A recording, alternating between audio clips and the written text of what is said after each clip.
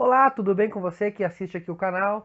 Estou de volta para mais uma resenha literária e hoje eu vou falar finalmente da biografia do Leonardo da Vinci, que é essa aqui do Walter Isaacson, que eu demorei para ler aproximadamente 26 dias, mais ou menos. É uma biografia que me mudou a perspectiva e a forma de ver biografias.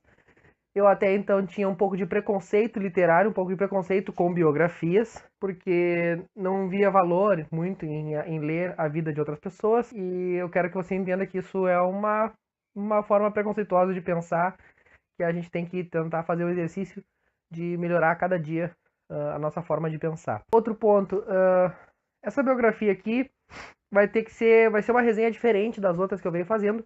Eu não fiz anotações sobre ela, porque assim, ó, o Leonardo da Vinci teve uma vida muito complexa e a obra não podia ser diferente.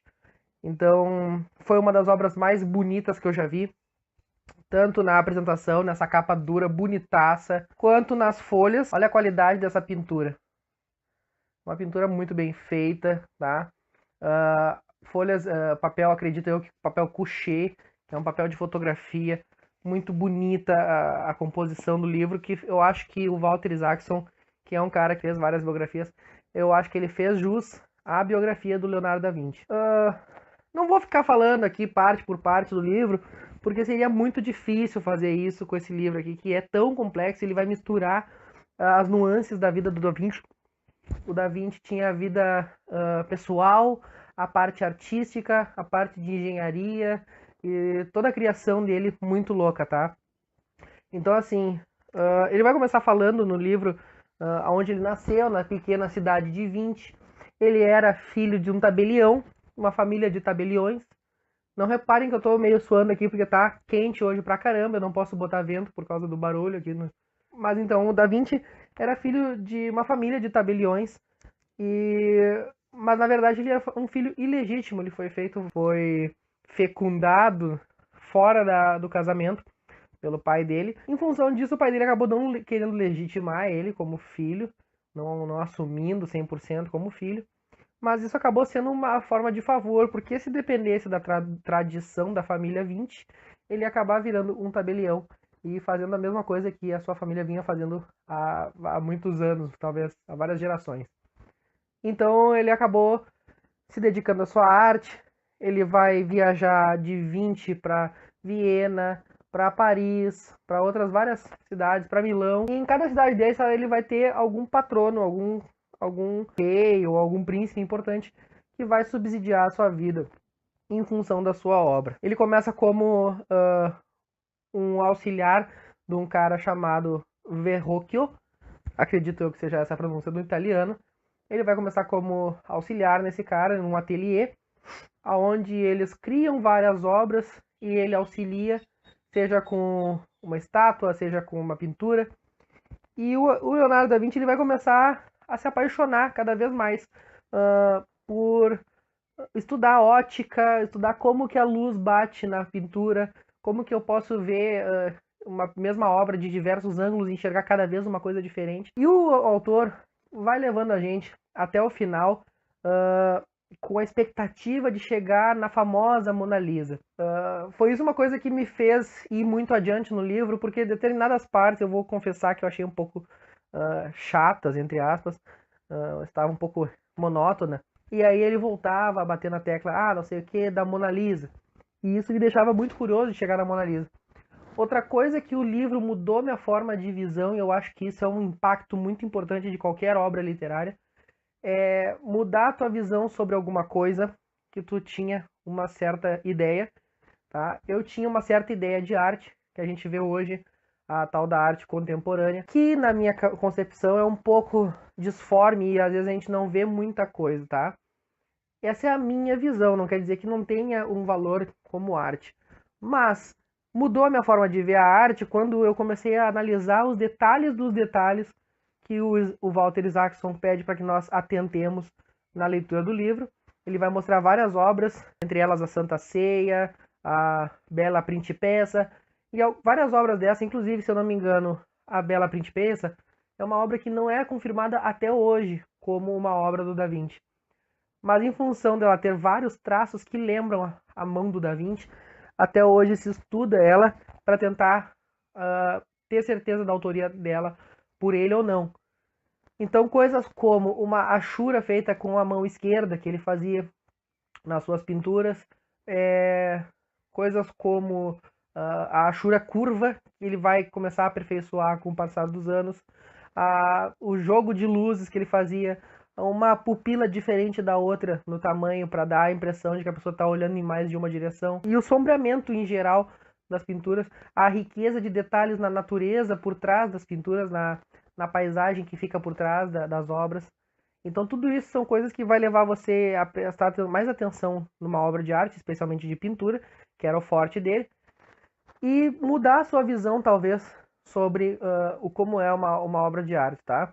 Na minha concepção, uma obra de arte é isso, é tentar retratar a realidade da forma melhor possível, com riqueza de detalhes, e não essa obra de arte mais contemporânea que é um pouco mais solta, um pouco mais livre.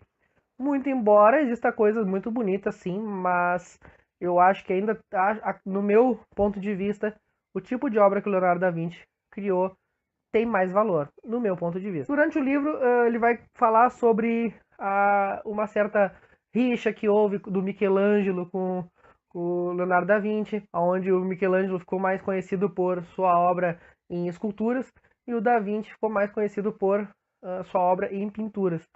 E como o Da Vinci era muito mais velho, vai ter uma reunião onde alguns artistas mais renomados, assim, vamos dizer, como o Da Vinci e outros 2 ou 3, vão fazer uma espécie de banca para escolher onde colocar esculturas de outros artistas mais jovens, tá?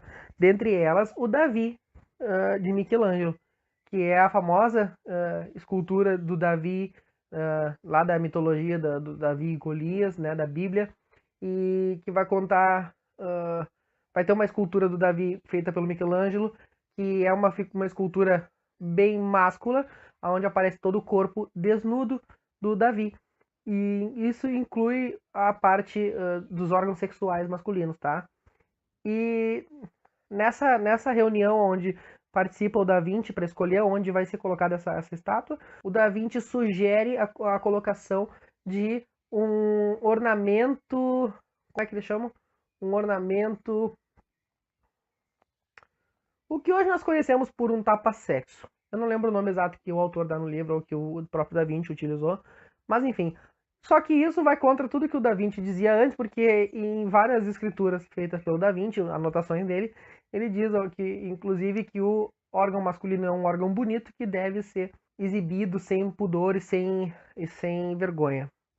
Só para ficar bem claro aqui, caso você não saiba, o Da Vinci também era gay, então era comum que ele reproduzindo homens nus, homens com corpos volumosos, musculosos.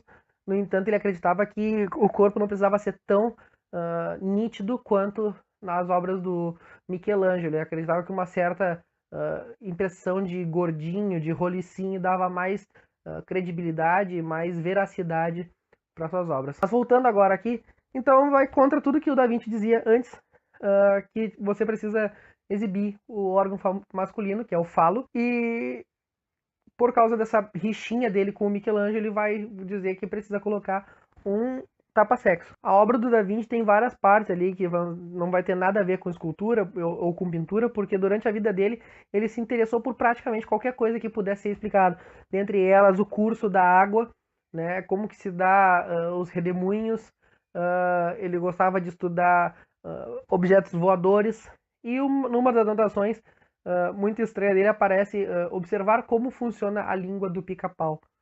E é muito interessante porque no final, a título de curiosidade, o autor vai escrever o que é, como funciona a língua do pica-pau.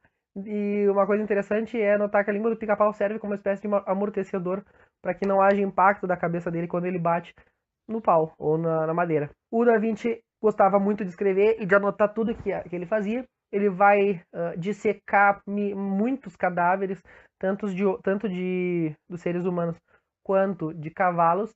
Ele vai fazer anotações comparando as expressões de um cavalo com as expressões de um homem. Ele vai desenhar com riqueza de detalhes músculos e ossos do corpo humano, inervações, sistema circulatório, tudo isso na década aliás, no século XV, aproximadamente 1450 ele viveu até 1510, 1520, se não me engano, certo? Então, nessa era muito antiga, ele consegue fazer uma coisa que hoje ainda se estuda muito, que é a anatomia. Vai estudar os músculos, especialmente da face, para tentar entender como que eles transmitem sensações, como que eles transmitem emoções através de expressões. O Da Vinci gostava de botar muito descrições e fazer anotações de como transmitir sensação de movimento, uma determinada sensação, para quem estava observando a obra dele.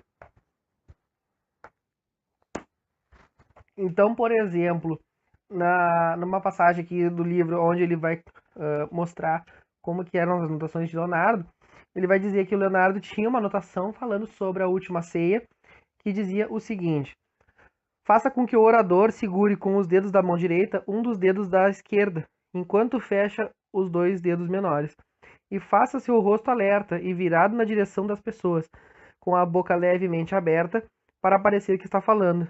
Se ele estiver sentado, faça com que pareça prestes a se levantar, com a cabeça um pouco à frente. Se você o representar de pé, faça com que esteja um pouco inclinado à frente e com o seu corpo e sua cabeça estejam virados na direção das pessoas, que devem ser representadas atentas e em silêncio, todas olhando para o rosto do orador e fazendo gestos de admiração. E desenhe alguns idosos aturdidos com as coisas que estão ouvindo, com os cantos da boca puxados para baixo e encolhidos, com os rostos cobertos de sulcos e as sobrancelhas erguidas, enrugando a testa onde ambas se encontram. Então essa é uma das passagens onde ele representa como que o Da Vinci anotava as coisas para tentar lembrar na hora de pintar como que ele ia passar a sensação de emoção que ele queria. Então realmente essa obra mudou minha forma de ver então biografias e especialmente obras de arte.